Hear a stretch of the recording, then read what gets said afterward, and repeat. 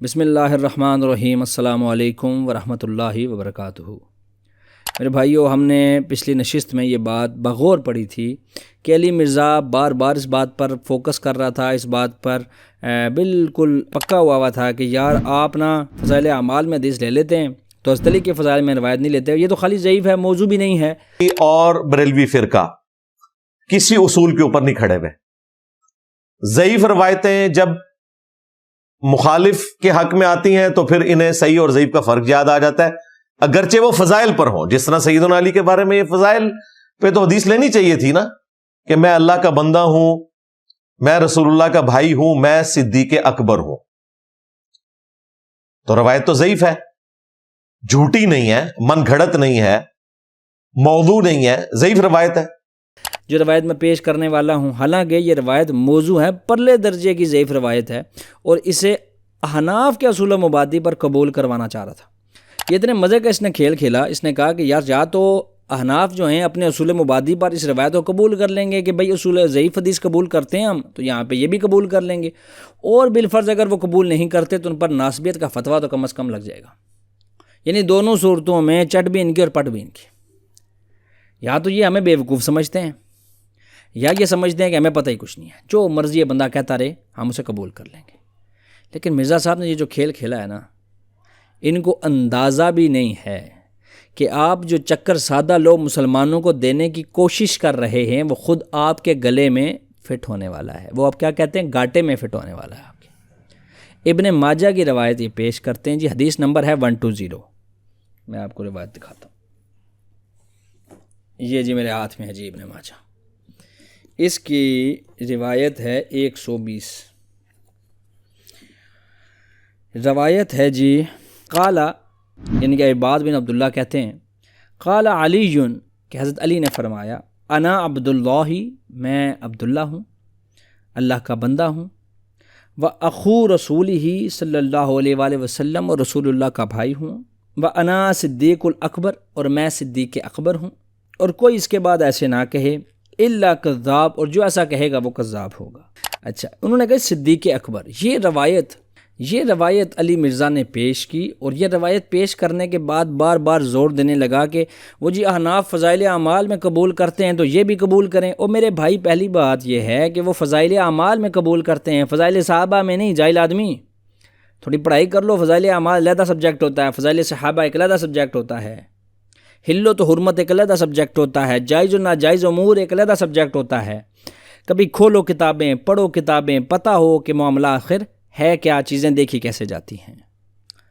اس سند میں ایک راوی ہے، اس کا نام ہے عباد بن عبداللہ۔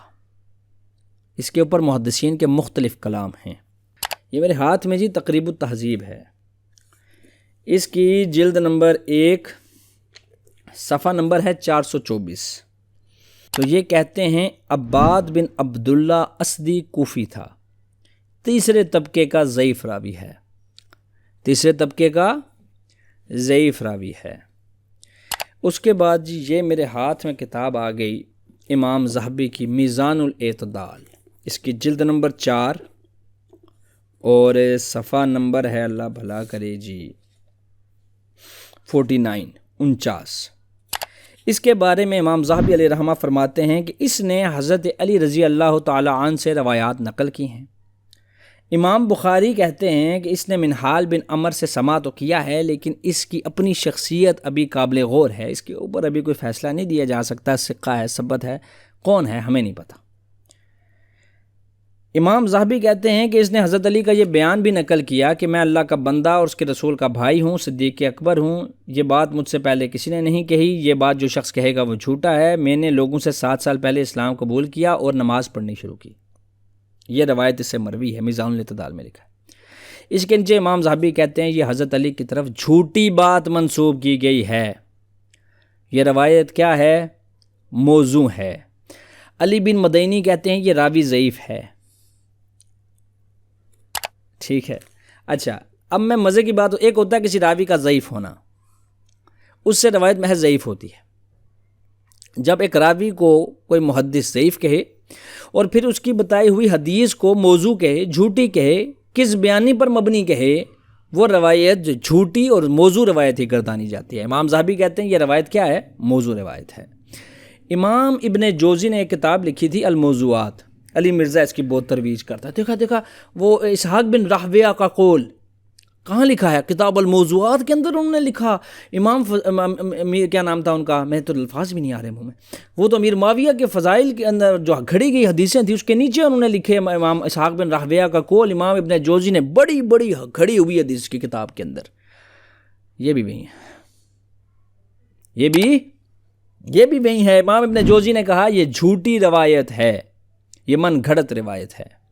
شیخ زبیر علی زئی نے انوار الصحیفہ کے اندر اس کو ضعیف جدہ قرار دیا ہے۔ شیخ البانی نے اس کو سلسلۃ الضعیفہ میں نقل کیا اور اسے باطل قرار دیا ہے کہ یہ باطل روایت ہے، موضوع روایت ہے۔ علامہ عطا اللہ ساجد اس حدیث کے متن کے اوپر کلام کرتے ہیں، کہتے ہیں یہ روایت درایتاً بھی قابل قبول نہیں ہے، اس لیے کہ حضرت علی یہ کیسے کہہ سکتے ہیں کہ 7 سال تک رسول اللہ کے ساتھ نماز پڑھنے والے صرف وہی تھے، جبکہ نزول نبوت سے 7 سال تک کا عرصہ بہت طویل ہے۔ ابتدائی 3 سال کی خاموش تبلیغ کے نتیجے میں ہی مکہ مکرمہ میں اسلام کی دعوت بہت سے حضرات قبول کر چکے تھے، اور دوسری بات حضرت علی جیسے اللہ کے صالح اور منکسر المزاج بندے یہ فخریہ کلمات کس طرح کہہ سکتے ہیں کہ بس میں ہی صدیق اکبر ہوں؟ اس وجہ سے یہ روایت واقعتاً سخت ضعیف اور باطل ہے۔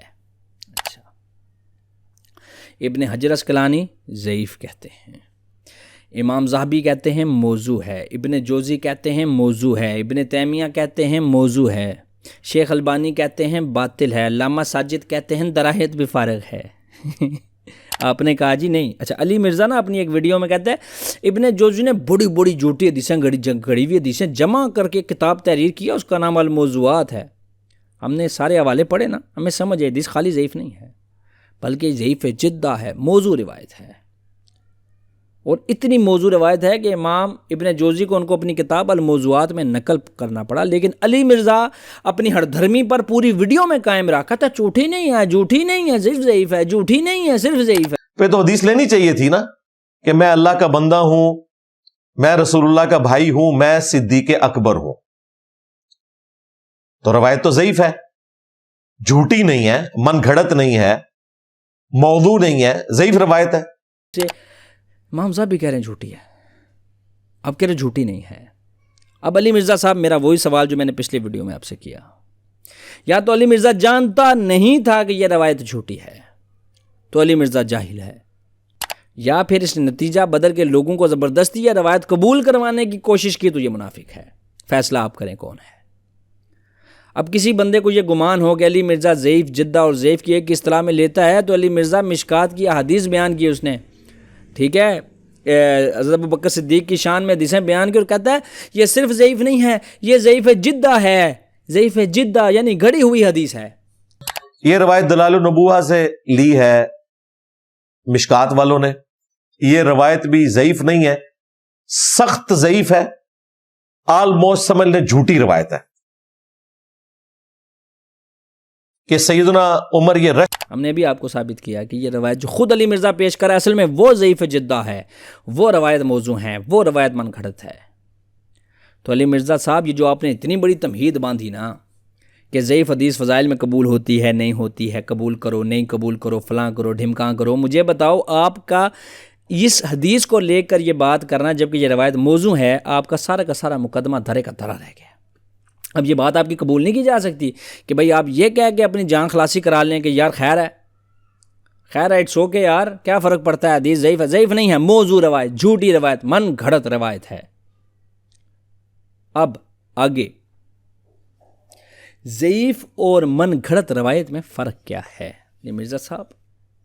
وہ تو خیر میں آگے بتاؤں گا۔ علی مرزا صاحب نے نا من گھڑت حدیثیں پہچاننے کے نئے اصول بھی وضع کیے وہ آگے چل کے ہم سیکھیں گے علی مرزا صاحب سے کہ علی مرزا صاحب یہ آپ اصول حدیث آخر سیکھ کہاں سے رہے ہیں؟ یہ کون سی ایسی اکیڈمی ہے جو ایسے اصول بناتی ہے؟ آسان الفاظ میں ان دونوں کا فرق اگر سمجھنا ہے تو بہت آسان ہے۔ ضعیف حدیث ایسی حدیث ہوتی ہے جو عرف عام میں جو قبول نہ کی جاتی ہو، ابن کثیر فرماتے ہیں کہ امام ابن صلاح علیہ رحمہ نے فرمایا کہ جس روایت میں صحیح اور حسن کی خصوصیات نہ پائی جائیں ایسی روایت کو ضعیف کہا جاتا ہے۔